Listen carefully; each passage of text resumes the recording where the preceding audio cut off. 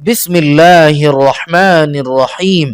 صرف 5 منٹ کا مدرسہ قرآن و حدیث کی روشنی میں 13 رجب المرجب۔ نمبر 1، اسلامی تاریخ۔ حضرت عبد الرحمن بن عوف رضی اللہ تعالی عنہ۔ حضرت عبد الرحمن بن عوف رضی اللہ تعالی عنہ ان 5 صحابہ میں ہیں جنہوں نے شروع زمانے میں حضرت ابو بکر صدیق رضی اللہ تعالی عنہ کی دعوت پر اسلام قبول کیا۔ حضرت عبد الرحمن بن عوف رضی اللہ تعالی عنہ رسول اللہ صلی اللہ علیہ وسلم سے 10 سال چھوٹے تھے۔ 30 سال کی عمر میں اسلام قبول کیا۔ انہوں نے حبشہ اور مدینہ دونوں کی ہجرت کی۔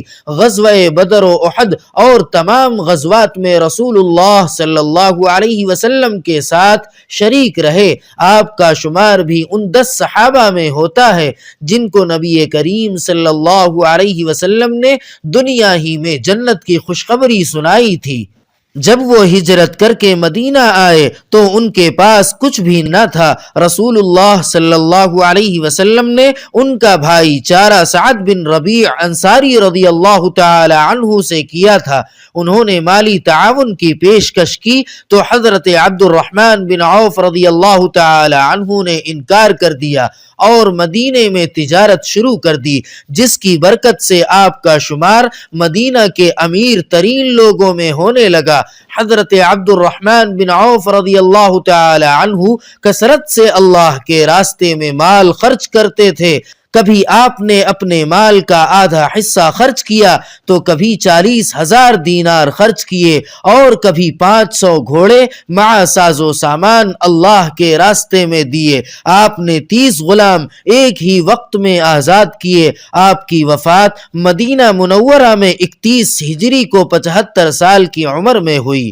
نمبر 2، اللہ تعالی کی قدرت۔ ناسمجھ بچے سے عقل مند انسان تک۔ عقل اللہ تعالی کی دی ہوئی بہت بڑی نعمت ہے۔ بچہ جب پیدا ہوتا ہے اسے کسی بھی چیز کو سمجھنے بوجھنے کی بالکل صلاحیت نہیں ہوتی۔ اس کے سامنے آگ اور پانی، سانپ اور رسی سب برابر ہوتے ہیں۔ اسے نہ تو اپنا سطر ڈھانکنے کا ہوش رہتا ہے، نہ سردی گرمی سے بچنے کا ہوش رہتا ہے، لیکن اللہ تعالی اسی کمزور اور نادان بچے کو دھیرے دھیرے بڑھاتے ہیں اور اسے عقل و شعور کی دولت عطا کرتے ہیں، یہاں تک کہ وہ ہر چیز کو سمجھنے لگتا ہے۔ وہ آگ اور سانپ سے بچنے لگتا ہے، وہ اپنے سطر کو چھپاتا ہے، وہ اچھائی اور برائی کو سمجھنے لگتا ہے۔ یہ اللہ تعالی کی قدرت کی کاریگری ہے کہ جس نے ایک چھوٹے سے ناسمجھ بچے کو آہستہ آہستہ عقل و سمجھداری کے کمال تک پہنچایا۔ نمبر 3، ایک فرض کے بارے میں۔ حج کن لوگوں پر فرض ہے؟ قرآن پاک میں اللہ تعالی فرماتا ہے، اللہ کے واسطے ان لوگوں کے ذمہ بیت اللہ کا حج کرنا فرض ہے جو وہاں تک پہنچنے کی طاقت رکھتا ہو۔ نمبر 4، ایک سنت کے بارے میں۔ مہمان کا اچھے الفاظ سے استقبال کرنا۔ حضرت ابن عباس رضی اللہ تعالی عنہ فرماتے ہیں کہ جب رسول اللہ صلی اللہ علیہ وسلم کی خدمت میں قبیلہ بنو عبد القیس کے لوگ آئے تو رسول اللہ صلی اللہ علیہ وسلم نے فرمایا، مرحبا، یعنی آپ کا آنا مبارک ہو۔ فائدہ، اس سے معلوم ہوا کہ جب کوئی مہمان آئے تو خوش آمدید، مرحبا یا اس طرح کے الفاظ کہنا سنت ہے۔ نمبر 5، ایک اہم عمل کی فضیلت۔ صف کی خالی جگہوں کو پر کرنا۔ رسول اللہ صلی اللہ علیہ وسلم نے فرمایا، جو شخص صف کے درمیان خالی جگہ کو پر کرتا ہے اللہ تعالی اس کو اس عمل کے بدلے جنت میں ایک درجہ بلند کر دیتے ہیں اور اس کے لیے جنت میں ایک محل بنا دیتے ہیں۔ نمبر 6، ایک گناہ کے بارے میں۔ خود کو برائی سے نہ بچانے کا انجام۔ رسول اللہ صلی اللہ علیہ وسلم نے فرمایا، قیامت کے دن ایک آدمی لایا جائے گا اور اس کو جہنم میں پھینکا جائے گا۔ جیسے ہی وہ شخص جہنم میں داخل ہوگا اس کے پیٹ کی ساری انتڑیاں باہر نکل آئیں گی اور وہ اس کو اس طرح گھمائے گا جس طرح گدھا چکی کو گھماتا ہے۔ جہنمی لوگ اس کے پاس جمع ہو جائیں گے اور تعجب کے مارے پوچھیں گے، تجھے کیا ہو گیا؟ تو ہم کو بھلائی کا حکم کرتا تھا اور برائی سے روکتا تھا۔ تو وہ کہے گا، کا میں وہی آدمی ہوں، مگر میں تم کو تو بھلائی کا حکم کرتا تھا مگر خود اس پر عمل نہیں کرتا تھا، اور تم کو تو برائی سے روکتا تھا مگر میں خود اس سے نہیں رکتا تھا۔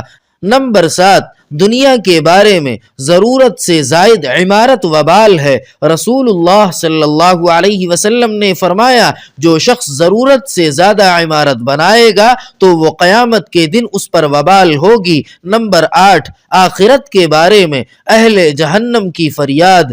قرآن پاک میں اللہ تعالی فرماتا ہے، کافر لوگ دوزخ میں خوب چلاتے ہوں گے کہ اے ہمارے رب، ہم کو اس دوزخ سے نکال لے، ہم اب نیک کام کیا کریں گے، وہ کام نہیں کریں گے جو پہلے کیا کرتے تھے۔ جواب ملے گا، کیا ہم نے تم کو اتنی عمر نہیں دی تھی کہ جس کو سمجھنا ہوتا وہ سمجھ لیتا، اور تمہارے پاس ڈرانے والا بھی پہنچا تھا؟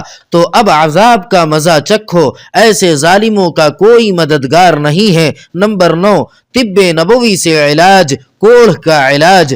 رسول اللہ صلی اللہ علیہ وسلم نے فرمایا، زیتون کا تیل کھاؤ اور اسے لگاؤ، کیونکہ اس میں 70 بیماریوں سے شفا ہے، جن میں ایک کوڑھ بھی ہے۔ نمبر 10، قرآن پاک کی نصیحت۔ قرآن پاک میں اللہ تعالی فرماتا ہے، تم عورتوں کے ساتھ حسن سلوک سے زندگی گزارو، اور اگر تم کو ان کی کوئی عادت اچھی نہ لگے تو اس کی وجہ سے سختی کا برتاؤ نہ کیا کرو، بلکہ اس پر صبر کرو، کیونکہ ممکن ہے تم کسی چیز کو ناپسند کرو مگر اللہ تعالی نے اس میں بہت زیادہ بھلائی رکھ دی ہو۔ سبحان ربک رب العزت عما یصفون وسلام علی المرسلین والحمد للہ رب العالمین۔